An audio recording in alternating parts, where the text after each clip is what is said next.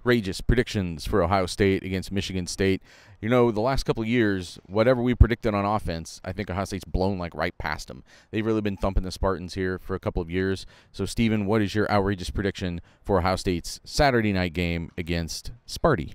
So, Ohio State, right after the Rutgers game, started Marvin Harrison Jr.'s Heisman campaign. We all got that email. Gene Smith's tweeting about it. It's on now. Xing. There is a Sure. There's a full push to get Marvin Harrison Jr. to New York, even by Marvin Harrison Jr., who's back here doing what he typically does.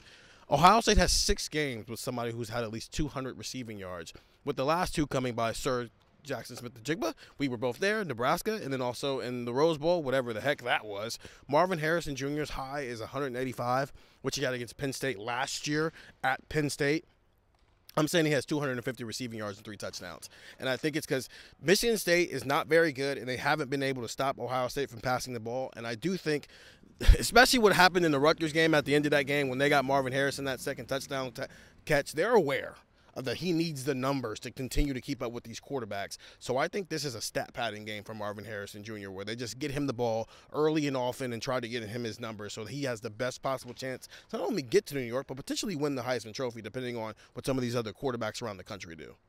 Yeah, the one hesitation I have is that the Jackson Smith-Njigba game in 21 and the Rose Bowl and that game that you mentioned last year for Marvin Harrison, all those involve those guys playing all 4 quarters. And I don't know, it's a 31-point spread, I think, as we speak right now. I don't know if he's going to have to play all 4 quarters. That would be an impressive first half. But C.J. Stroud had like 6 touchdowns in like 2 quarters and 2 minutes, so it's not crazy. But we're also doing outrageous predictions, so you got to get outrageous. It is outrageous enough, I think, to qualify for outrageous predictions. Andrew, what is your outrageous prediction?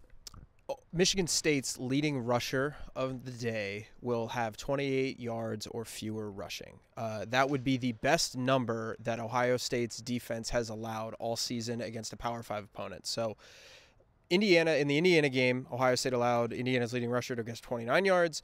Michigan State is abhorrent running the ball. They are number 116 in the country at yards per attempt. That's 3.30 yards per carry.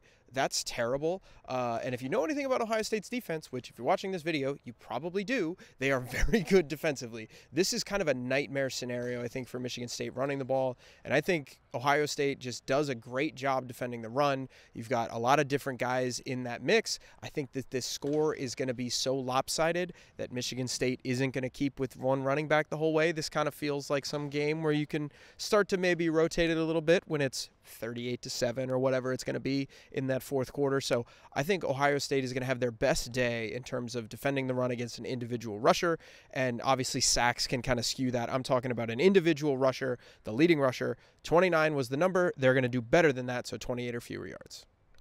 Because Michigan State is not very good at running the ball, that means they're going to be in a lot of second and long, third and longs, probably fourth and longs at some point in this game, and they're going to get sacked.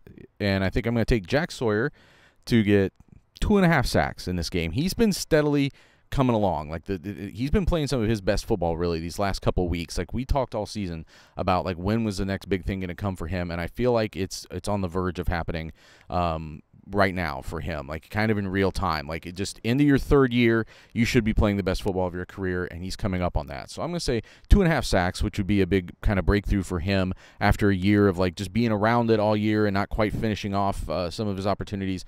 I think it happens more this week against Sparty. Come back to cleveland.com and see how many of those came correct. Get the text 614-350-3315 because any news that we get between now and kickoff on Saturday will be coming to you first from cleveland.com.